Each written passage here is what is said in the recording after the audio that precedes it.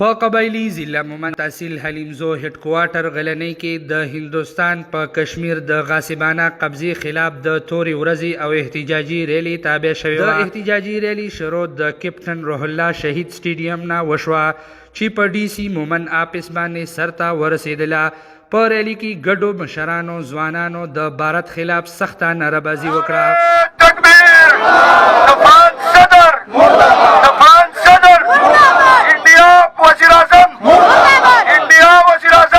ریلی ته د ډي سي مومند سید سیف الاسلام او د ډي پی او مومند طارق حبیب وینا انډیا خلاف خپل سیاسي او اخلاقی چې څومره زموږ جدوجہد ان شاء الله دا به جاری او ساری به وي.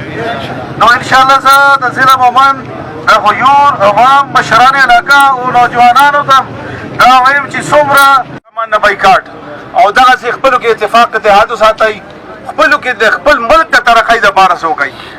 اوس د یوازې د ټوپک د ډز وخت نه دی، اوس وخت را دی چې اتفاق وکړي، اتحاد وکړي. په ریلی کې د ضلع د ټولو سیمو نه په ګڼ تعداد کې ځایي ولس ګډون وکړو.